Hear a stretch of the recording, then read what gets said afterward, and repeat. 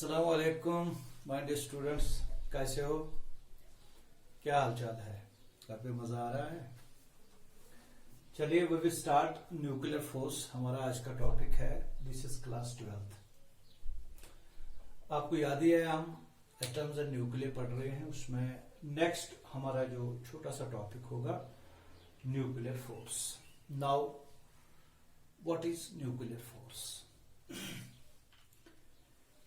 We are dealing the atomic nucleus. तो हम आपको ये फील करवाएंगे कि वो कौन सी फोर्स है जो न्यूक्लियंस को बाउंड रखती है।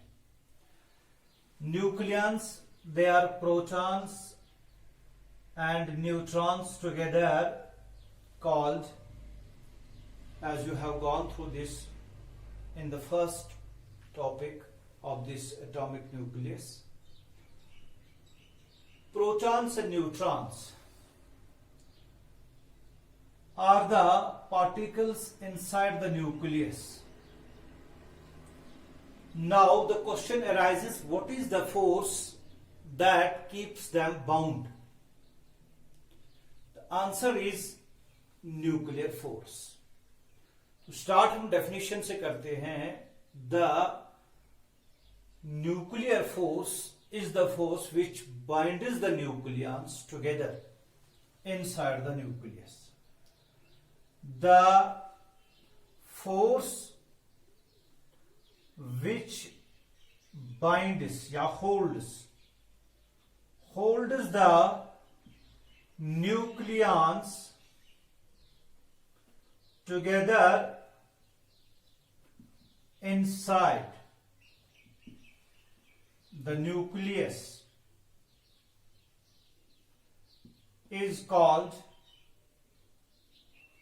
nuclear force। यानी जो न्यूक्लियंस को न्यूक्लियस में बाउंड रखने वाली फोर्स है वही न्यूक्लियर फोर्स है। First point.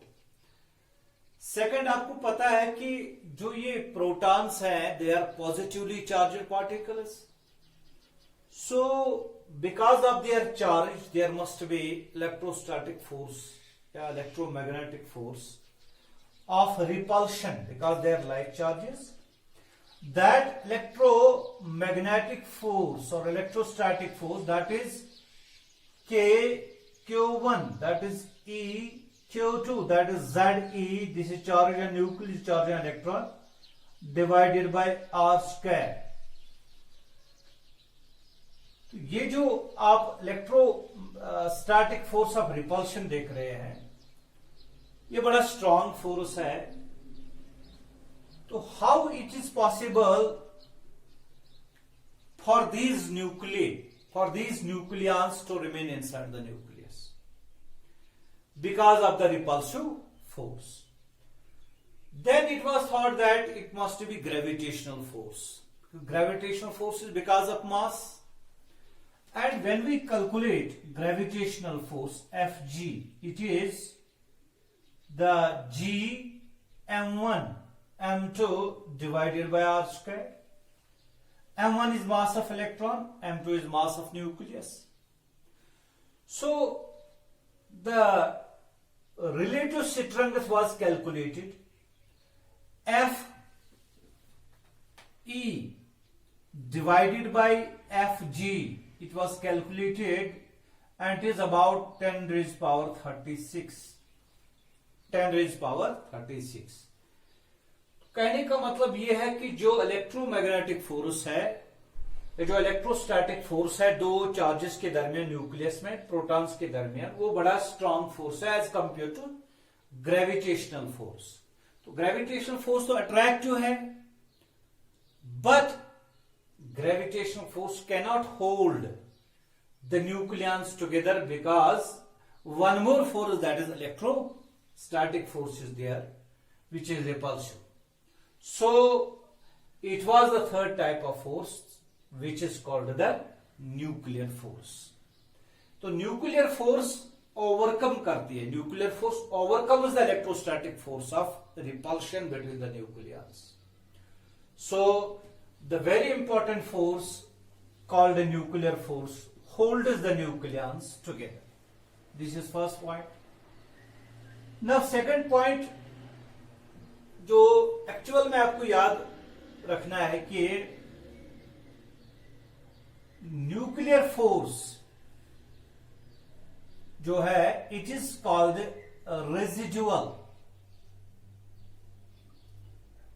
Residual nuclear force.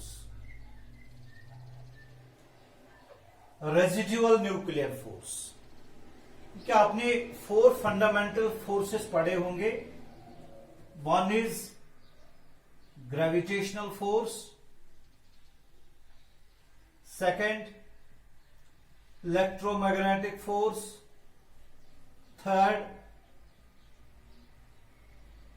nuclear force, strong nuclear force, and fourth one is weak force. यह हमारा आज का टॉपिक नहीं है. इसमें जो हमारा टॉपिक है दैट इज न्यूक्लियर फोर्स. तो इसको मैंने एक टर्म साथ जोड़ दिया, वो ये है residual nuclear force. Which is basically we are having 2 types, that is strong nuclear force, strong interaction जिसको हम कहते हैं, and residual nuclear force. Strong interaction लिखो यहां, स्ट्रॉन्ग इंट्रैक्शन. ठीक. And residual force. जो ये न्यूक्लियर फोर्स या जिसको हम रेजिडुअल न्यूक्लियर फोर्स कहते हैं, it is simply the force of binding between the nucleus. मतलब प्रोटॉन्स और न्यूट्रॉन्स के दरमियान. प्रोटॉन्स को प्रोटॉन के साथ बाउंड करने वाली फोर्स या प्रोटॉन को न्यूट्रॉन के साथ बाउंड करने वाली फोर्स या 2 न्यूट्रॉन्स को बाउंड करने वाली फोर्स, ये रेजिडुअल न्यूक्लियर फोर्स है. It binds the nucleons together. In fact अगर पूरी तरह डेफिनेशन बताई जाए तो it acts between hadrons. It acts between hadrons. Hadrons the family of particles, elementary particles आपने पढ़े होंगे 11th में. उसमें एक ग्रुप है लेप्टॉन्स, दूसरा है हेड्रॉन्स. लेप्टॉन्स इस फैमिली से ताल्लुक रखने वाला हमारा इलेक्ट्रॉन है, और जो ये हेड्रॉन फैमिली है इसके 2 ग्रुप्स हैं. एक है बैरियन और एक है मेसॉन. ठीक. बैरियन के 2 ग्रुप्स हैं, न्यूक्लियन और हाइपरॉन. और न्यूक्लियन के पार्टिकल्स जो हैं family members, those are protons and neutrons. Proton, neutron belong to the nuclear family, then they belong to the baryon family, and finally they are from hadrons, hadron family. तो hadrons जो है, hadrons के दरमियान जो protons और neutrons जो है उनके दरमियान जो फोर्स है, मतलब जो न्यूक्लियंस के दरमियान जो फोर्स है, बाइंडिंग फोर्स है, उसी का नाम है रेजिडुअल न्यूक्लियर फोर्स. लेकिन आपको यह भी याद रखना है कि जो हेड्रॉन्स है they are formed out of quarks, still more constituent particles. क्योंकि ये तो मोस्ट फंडामेंटल नहीं है. अगर इलेक्ट्रॉन की बात की जाए तो वो तो मोस्ट फंडामेंटल है, क्योंकि वो किसी और पार्टिकल से नहीं बना है. But what about protons? They are formed of these quarks. In fact, all hadrons are formed of quarks. Baryons are formed of quarks. Mesons are formed of quarks. And you know, mesons, they are pi meson, eta meson, k meson. और pi meson pi naught, pi plus और pi minus. इसी तरह ये भी है. मैं जल्दी में बोल रहा हूं क्योंकि आपने ऑलरेडी पढ़ा है. थोड़ा सा बैकग्राउंड आपको देता हूं. All hadrons are formed of quarks and quarks की डिटेल भी मैं नहीं बताऊंगा, लेकिन शॉर्टकट में बताऊंगा. They are up quark, down, top, bottom, charm and strange. Up, down, top, bottom, charm and strange. 6 types of quarks. और अप क्वार्क्स उसका चार्ज है +2/3 ऑफ ई, डाउन का है -1/3 ऑफ ई, टॉप का 2/3 ऑफ ई, बॉटम का -2/3 of E, fractional charge. लेकिन ये quarks combined form में होते हैं, आइसोलेटेड फॉर्म में नहीं होते हैं. Those quarks combine to form what are called baryons or what are hadrons. So protons, our protons and neutrons, they are composed of, they are combinations of quarks. तो ये point याद रखना है. Protons and neutrons, अपने quark model देखा होगा. Quark model, हमारा जो प्रोटॉन है it is UUB quark model. जो हमारा न्यूट्रॉन है it is UDD. Those quarks, they are in combined form, they are in combination form. So there must be a force which binds these quarks together, and that force which binds these quarks together is called strong interaction. Strong interaction. So this is the fundamental force. Strong interaction. So strong interaction holds the constituents of the protons and neutrons. That is quarks, जिनसे ये बने हैं. quarks के दरमियान जो actual में force है वही स्ट्रॉन्ग इंटरेक्शन है, वही स्ट्रॉन्ग फोर्स है. And that is one of the most fundamental forces. लेकिन जो हम न्यूक्लियर फोर्स बता रहे हैं इन प्रोटॉन्स और न्यूट्रॉन्स के दरमियान, उसको हम बोल रहे हैं कि रेजिडुअल न्यूक्लियर फोर्स है, रेजिडुअल स्ट्रॉन्ग फोर्स है. Residual means it is the second order force of the strong interaction. तो एक्चुअल में इन दो के दरमियान, इनके दरमियान जो फोर्स होता है उसी का जो रेजिडुअल, उसी का जो सेकेंड ऑर्डर इफेक्ट है, that is the nuclear force. So remember, the nuclear force, which is sometimes called a residual nuclear force, it is basically the residuum of the strong interaction which holds the constituents, which holds the basic constituents of protons and neutrons together, that is these quarks. So what binds the quarks is strong interaction, and what binds the protons and neutrons is the nuclear force, residual nuclear force, because the residuum of the strong interaction. तो ये point आपको clear होना चाहिए. This is very important point. Second point वो ये है कि जो ये न्यूक्लियर फोर्स है, न्यूक्लियर फोर्स, इसका कोई डेफिनिट ना कांस्टेंट हमको यहां पता है, ना हमको कोई लॉ इसके बारे में है कि कैसे वेरी होता है. वी डू नॉट हैव, जैसा कि हमने अभी इलेक्ट्रोमैग्नेटिक फोर्स, इलेक्ट्रोस्टैटिक फोर्स के लिए लिखा Q1 Q2 divided by R square. इसी तरह हमने लिखा F gravitational, it is equal to G M1 M2 divided by R square. They are defined by law, but the nuclear force is not having such type of equation or such type of a constant. तो मैं इस तरह बोलूंगा कि जो nuclear force है, it's not governed by a particular law like Newton's law of gravitation. It's not governed by a particular law, just like we have Coulomb's electrostatic law. So still we can explain its features, main pointers. We draw the graph between potential energy of this nuclei and distance between nucleons.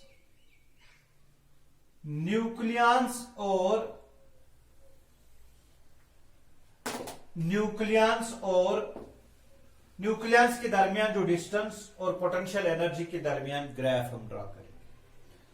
तो graphically we will show it like this.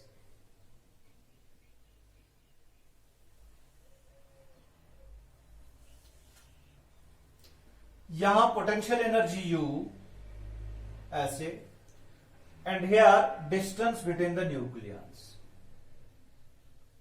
Graph ऐसे आप draw करें.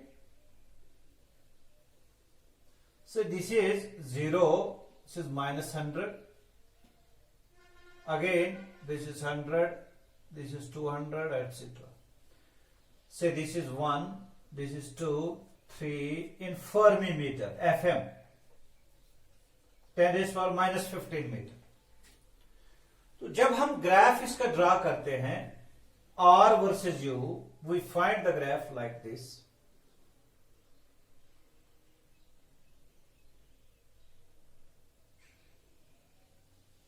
ऐसे graph हम देख रहे हैं. Potential energy versus distance. तो ये ग्राफ हमको कुछ फीचर्स के बारे में हमको ये इशारा देता है. सबसे पहले जो ये यहां पे जो डिस्टेंस है R0, and it is this R0 is nearly equal to 0.8 FM Fermi meter. आप देख रहे हैं जब ये डिस्टेंस बढ़ जाती है, डिस्टेंस जब बढ़ जाती है 1 फर्मी से लेके यहां तकरीबन ये 3 FM तक, 3 फर्मी मीटर. कुछ बुक्स तो इसको 4 फर्मी मीटर भी बता रहे हैं, लेकिन मोस्ट बुक्स से इट इज 3 फर्मी मीटर. यहां से यहां तक इसका जो स्लोप है वो बढ़ रहा है. तो it means it is attractive, क्योंकि आपको याद है F equal to -du/dr. Actual में अगर हम मॉड लेते हैं, mod of F, it is equal to du/dr. तो ये du/dr जो है ये इसका इस ग्राफ का स्लोप है. तो स्लोप ये इसका बढ़ रहा है. तो it means it is attractive in nature. यानी जो फोर्स है nuclear force, it is attractive in nature. यह हमको ये ग्राफ बता रहा है. तो यहां से यहां इसका ग्राफ थोड़ा सा स्लोप है. फिर उसके बाद 3 FM के बाद it touches this axis. It means almost after that 3 Fermi meter, its magnitude is 0. इसका स्लोप 0 आता है, F 0 आता है. तो यानी कि एक इंपॉर्टेंट पॉइंट यहां से क्लियर हो गया. 1 फर्मी से लेके 3 फर्मी तक ये जो न्यूक्लियर फोर्स है ये अट्रैक्टिव है. तो यही इसका दूसरा पॉइंट ये क्लियर होता है कि यही इसका रेंज होगा, यानी कि with in the nuclear range. फिर उसके बाद आहिस्ता आहिस्ता जब हम डिस्टेंस बढ़ाते हैं न्यूक्लियंस के दरमियान, प्रोटॉन्स और न्यूट्रॉन्स के दरमियान, तो ये जो न्यूक्लियर फोर्स है इसका जो स्लोप 0 आने लगता है, ऑलमोस्ट जीरो. ठीक. So it's not significant for higher distances.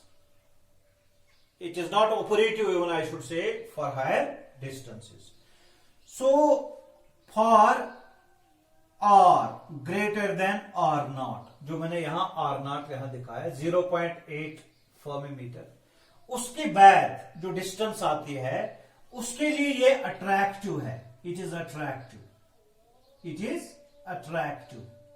ठीक है, इट्स अट्रैक्टिव. First point.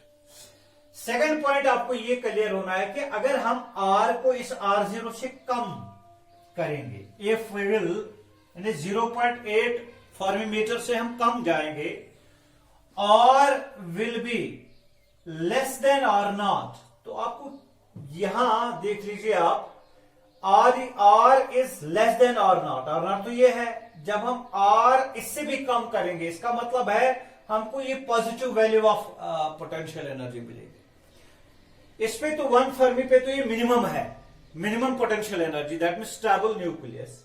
तो जब हम आर को कम कर रहे हैं तो ये पोटेंशियल एनर्जी इंक्रीज हो रही है, यानी पॉजिटिव हो रही है। तो ये मतलब है इसका कि ये जो न्यूक्लियर फोर्स है इस रेंज में, इस डिस्टेंस में ये रिपल्सिव बनेगा, रिपल्सिव, क्योंकि स्लोप भी अगर आप निकालेंगे इसका ये नेगेटिव आएगा। So for r greater than r naught it is attractive, but up to this 3 FM fermimeter, or less than or not when we decrease the distance, that is repulsive.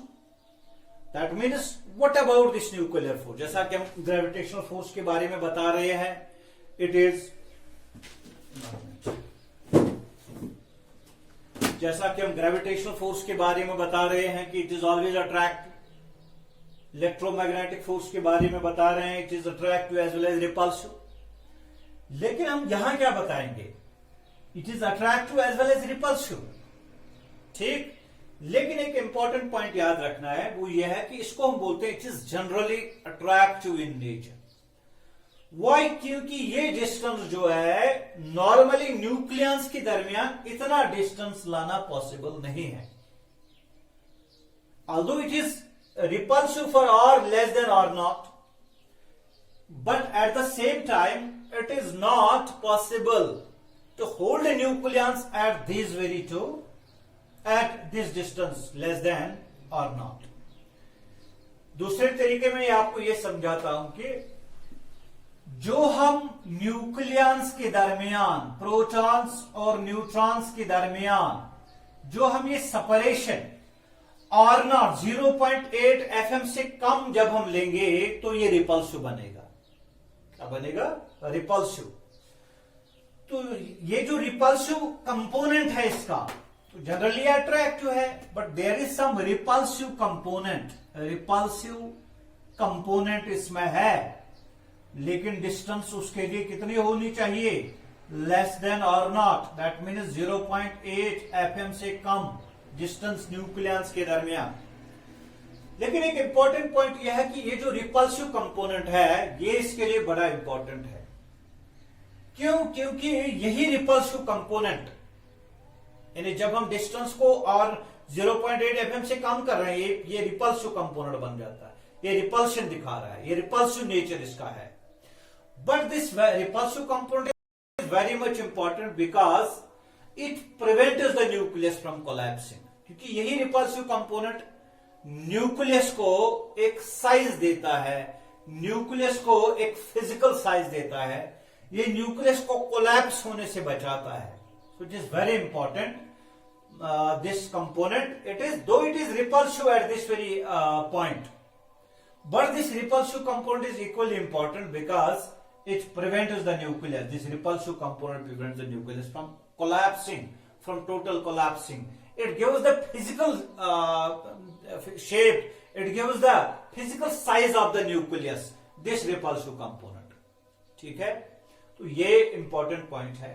तो generally हम बोलते हैं कि generally attractive but there is some repulsive component in it. ये तो यहां से हमको क्लियर होता है। दूसरी बात यह है कि ये 1 फर्मी से लेकर 3 फर्मी तक ही ये यहां दिखा रहा है सिग्निफिकेंस हमारी, तो जिसका ये मतलब है ये शॉर्ट रेंज फोर्स है, short range force, short range force, ठीक, short range force. It is short range force, it is operative between 1 fermi metre से लेके 3 फर्मीमीटर तक। मैंने बताया किसी बुक्स ने लिखा है 4 फर्मीमीटर, तो most of the books have written this data, that is 3 FM fermimeter 10⁻⁻15 metre, ठीक। तो ये शॉर्ट रेंज फोर्स है, जिस तरह आप बोल रहे हैं gravitational force long range force है। दूसरी बात यह है कि यहां से इस ग्राफ से ये भी पता चला कि जब हम डिस्टेंस को बढ़ाते हैं फोर्स कम होता जा रहा है। डिस्टेंस को बढ़ाते हैं फोर्स कम होता जा रहा है। जब हम डिस्टेंस को कम कर रहे हैं, यहां आ रहे हैं ऐसे, यानी 3 फर्मी से इधर आ रहे हैं क्योंकि ये वाला, तो डिस्टेंस हमने कम किया न्यूक्लियस के दरमियान तो फोर्स बढ़ गया। फोर्स बढ़ गया तो इसका ये मतलब है it is inversely related to the distance. Exact formula तो नहीं है, लेकिन हम इस तरह बोल सकते हैं कि this force F, nuclear force, residual nuclear force, it is inversely proportional to R raise power n, क्योंकि ये भी पता नहीं है n का वैल्यू क्या है, एग्जैक्टली फॉर्मूला तो नहीं पता है, बट एक प्रेडिक्शन हम कर सकते हैं, वो ये है कि n can be any value but not equal to 2। n का कुछ भी वैल्यू हो सकता है, नॉट इक्वल टू 2, 1 हो सकता है, 3 हो सकता है, क्योंकि अगर ये 2 होगा तो then it is same as inverse proportional to the square of the distance, तब तो ये इनवर्स स्क्वायर लॉ ओबे करेगा। तो जब ये इनवर्स स्क्वायर लॉ ओबे करेगा तो ये लॉन्ग रेंज होना चाहिए, तो ये, लेकिन ऐसा नहीं है, it is a short range force. तो बिल्कुल इसके डिफरेंट फीचर्स हैं। जो इनवर्स स्क्वायर लॉ ओबे करने वाला फोर्स है उसके डिफरेंट फीचर्स हैं। सो इफ वी से what should be the relation between F and this R, it should be like this, inverse relation, वो तो इस ग्राफ से क्लियर होता है, but n should never be equal to 2. So मैं बोलूंगा it does not obey inverse square law। जिस तरह gravitational force inverse square law obey करता है, जिस तरह electromagnetic force inverse square law obey करता है, वो inversely proportional to square of the distance होते हैं। अभी मैंने लिखा F gravitational, F electrostatic is inversely proportional to square of the distance. They are inverse square laws, they are obeying inverse square law, but this nuclear force does not obey inverse square law। तो उस हिसाब से जब ये inverse square law नहीं है, ओबे नहीं करता, उस हिसाब से 3 प्रॉपर्टीज पे नहीं होंगी। नंबर 1, ये तो लॉन्ग रेंज नहीं होगा, शॉर्ट रेंज होगा, वो मैंने पहले बताया, short range force,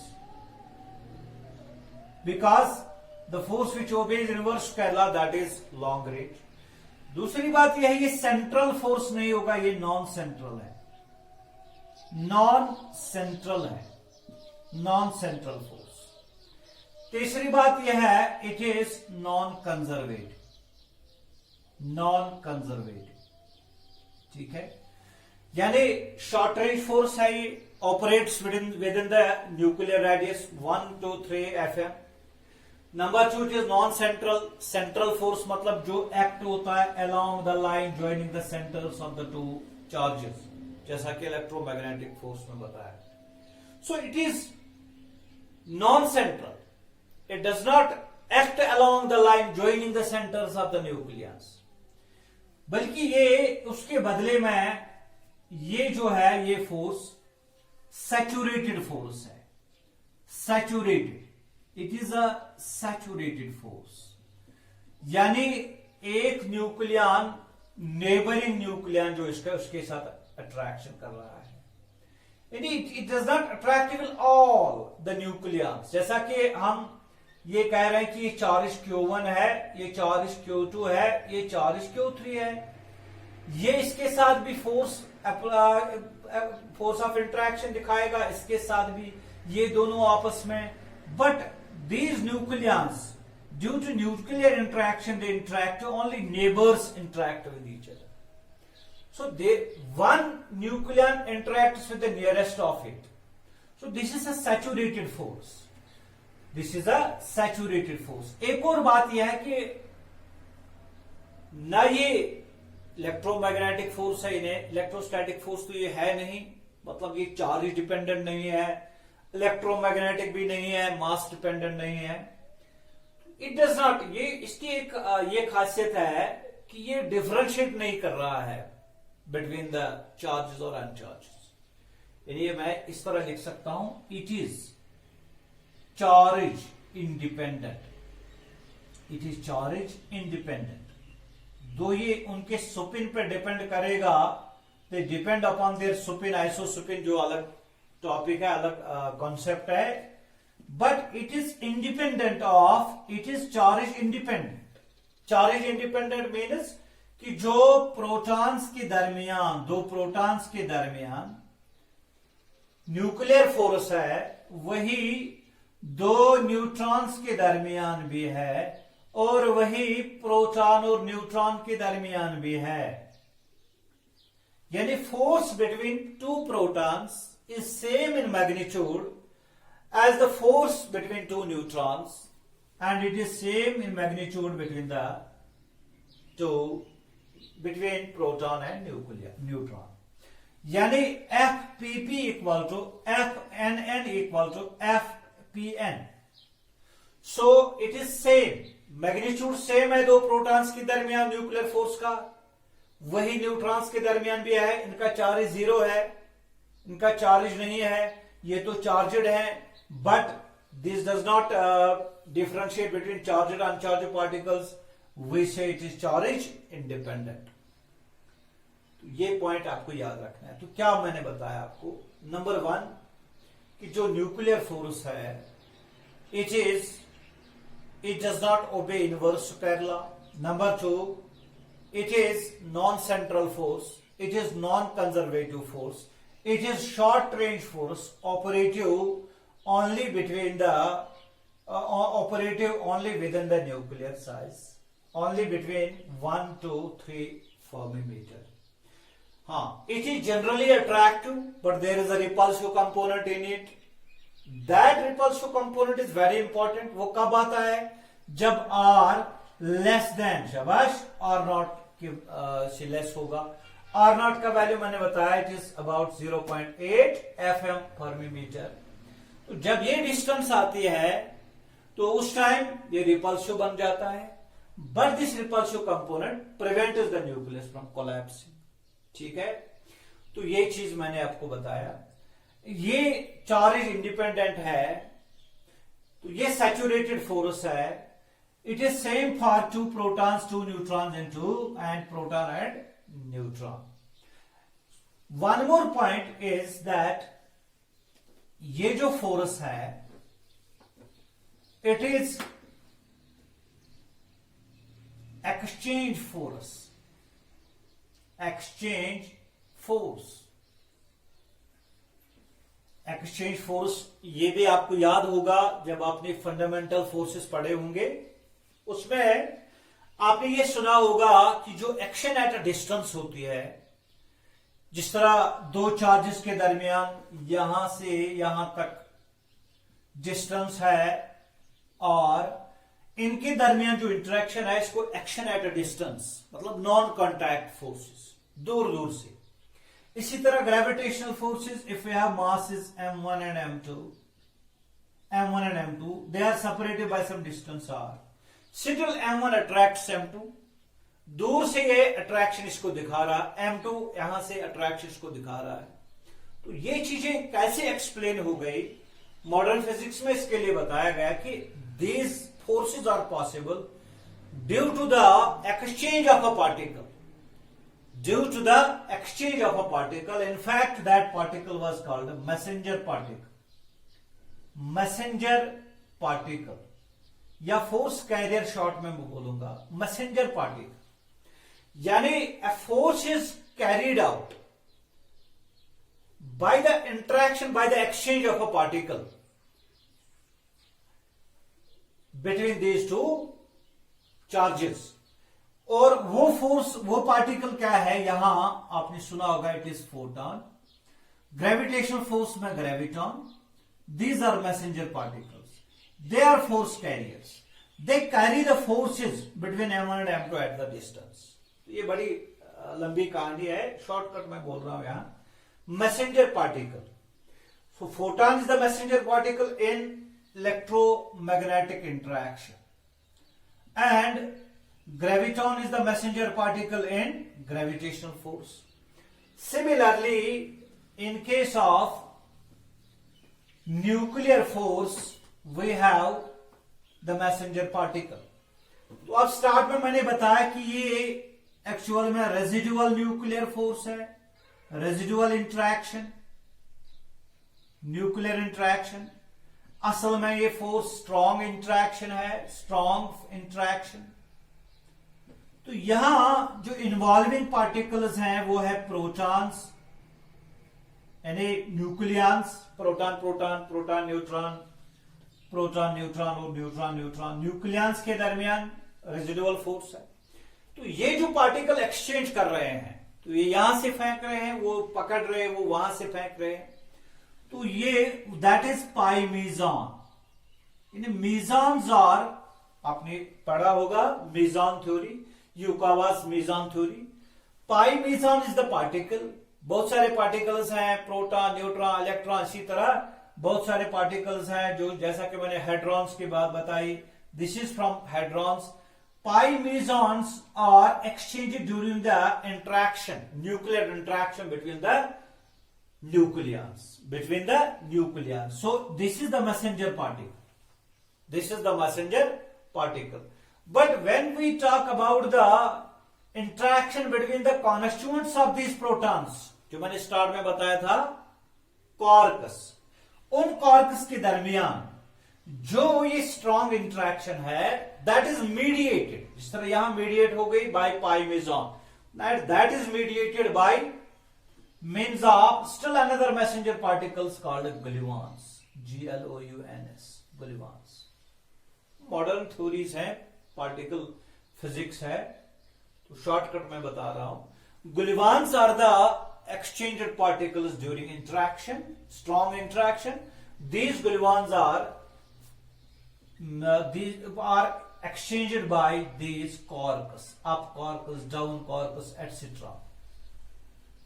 So this is an exchange force. Nuclear force is an exchange force. What is the exchange force? The force in which interaction takes place, attraction repulsion takes place due to the exchange of a particle is called the exchange force. And in gravitational force we have exchange force, we have a particle which is exchanged, because every force which acts at a distance, non-contact forces, those are exchange forces, and this nuclear force is an exchange force. So remember it, this is an exchange force. So what is the particle exchanged?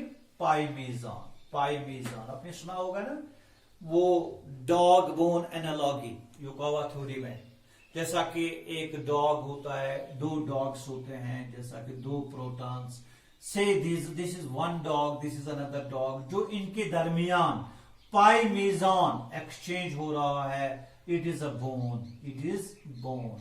इसको कहते हैं dog bone analogy, dog bone analogy, analogy, ठीक है। Yukawa's meson theory हमारा topic नहीं है इस time ये।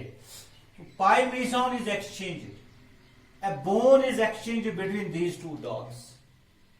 ये पकड़ता है तो ये छीन लेता है, ये जब ये पकड़ता है तो ये छीन लेता है, ठीक है। First dog catches the bone and second snatches, second catches the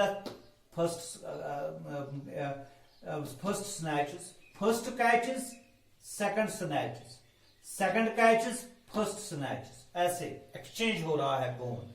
bone जो एक्सचेंज हो रहा है that is an example of pi meson. तो इसी तरह कॉर्कस में भी होता है, ठीक है, आपको ये चीजें याद रखना है।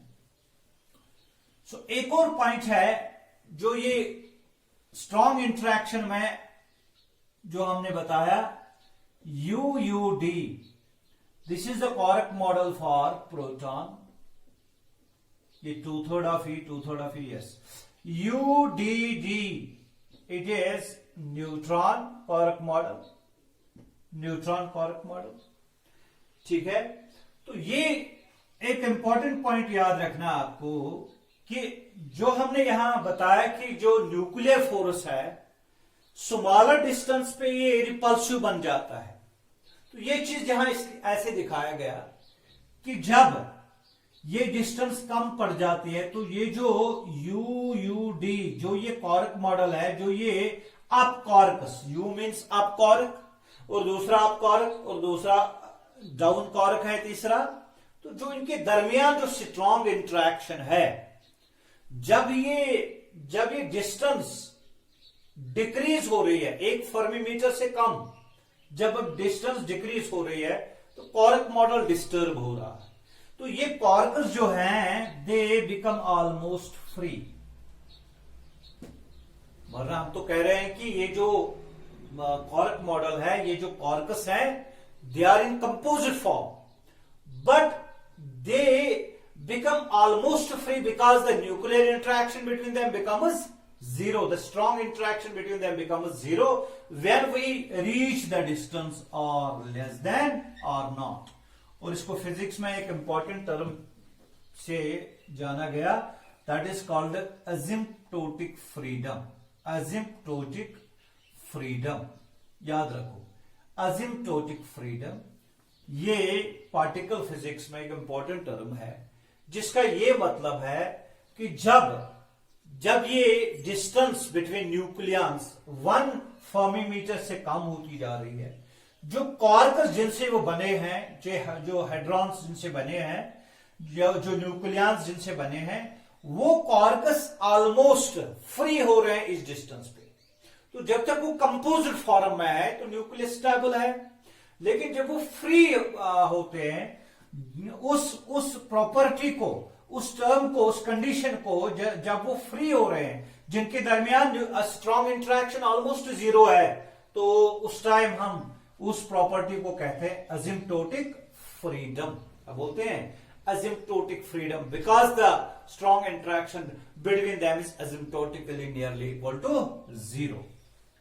सो वी विल, आप ये ग्राफ नोट कर लीजिए, हम यहां कंक्लूड करते हैं, जल्दी करो।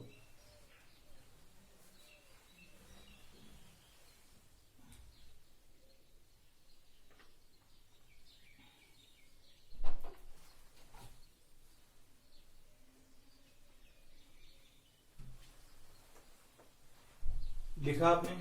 चलिए, नाउ वी विल कंक्लूड। तो मैं प्रॉपर्टीज एक दो चार जो मैंने बताए यहां, सबसे पहले मैंने क्या बताया, what is nuclear force? Residual nuclear force, it is the force which binds the nucleons together, number 1. Number 2, it is a residual nuclear force because it is the second order effect of the strong interaction which holds the residual nuclear force holds the nucleons, protons, neutrons, that is hadrons together, but the strong interaction holds the constituents of the hadrons, that is quarks together. ठीक। दूसरी बात यह है कि जो nuclear force है, ये इसमें कोई सेट फॉर्मूला नहीं है जिसे हम ये कैलकुलेट कर सकते हैं, यानी जिस तरह ग्रेविटेशनल फोर्स के दरमियान, ग्रेविटेशनल फोर्स के लिए, इलेक्ट्रोमैग्नेटिक फोर्स के लिए है, उस हिसाब से नहीं है। तो ये इसमें कोई कांस्टेंट वगैरह यहां नहीं इन्वॉल्व है। लेकिन जो ये ग्राफ मैंने बताया, आप देखोगे बुक पे ग्राफ जो है, ये यू विल सी जो फोर्स के दरमियान, फोर्स और इसके दरमियान, आर के दरमियान डिस्टेंस, वो भी आर और R versus force, you will see the graph like this. ये तो मैंने ग्राफ ड्रा किया पोटेंशियल एनर्जी वर्सेस डिस्टेंस, तो ऐसा ही ग्राफ यहां एफ वर्सेस डिस्टेंस, तो वहां लिखा गया होगा ये रिपल्सिव है और ये अट्रैक्टिव है, तो ऐसा लिखा गया होगा। So this graph is very important. तो ये potential energy versus the distance between the nucleus. तो यहां से मैंने 2-4 पॉइंट्स आपको बताए कि ये जो है ये ऑपरेट होता है 1 से 3 फर्मीमीटर तक। दूसरी बात यह है कि जब हम डिस्टेंस इसे कम कर रहे हैं, 0.8 फर्मीमीटर से कम जा रहे हैं, तो ये रिपल्सिव बन जाता है। ये रिपल्सिव कंपोनेंट बड़ा इंपॉर्टेंट है क्योंकि यही न्यूक्लियस को कोलैप्स होने से बचा रहा है। दूसरी बात यह कि जनरली ये कंडीशन नहीं आती क्योंकि इस डिस्टेंस पे हम न्यूक्लियंस को लाना पॉसिबल नहीं है। दूसरी बात यह है कि जब ये कंडीशन आएगी, स्ट्रॉन्ग इंटरेक्शन जो है नियरली नेग्लिजिबली जीरो बनेगी, एसिम्प्टोटिकली जीरो बनेगी। इस प्रॉपर्टी को एसिम्प्टोटिक फ्रीडम कहते हैं। तो इसके बाद यह है कि जब इसमें कोई फॉर्मूला नहीं है तो यहां जब हम डिस्टेंस देख लें, डिस्टेंस वर्सेस दिस फोर्स, क्योंकि मैंने अभी बताया F is minus D you by D R, distance versus force जब हम देख रहे हैं इट इज इनवर्सली रिलेटेड।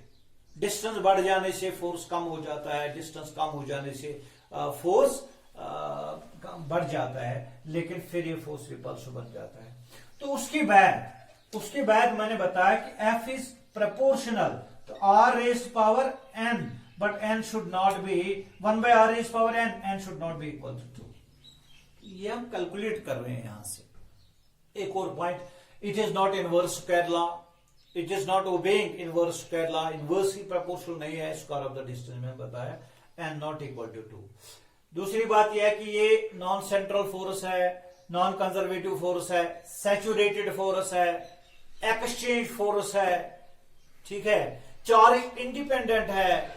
जितना फोर्स दो प्रोटॉन्स के दरमियान है उतना ही दो न्यूट्रॉन्स के दरमियान, उतना ही दो प्रोटॉन और न्यूट्रॉन के दरमियान है। ये चीजें आप याद रखेंगे न्यूक्लियर फोर्स के रिलेटेड। जो नेक्स्ट टॉपिक हमारा होगा वो है mass defect, binding energy curve etcetera. Thank you very much, thank you very much.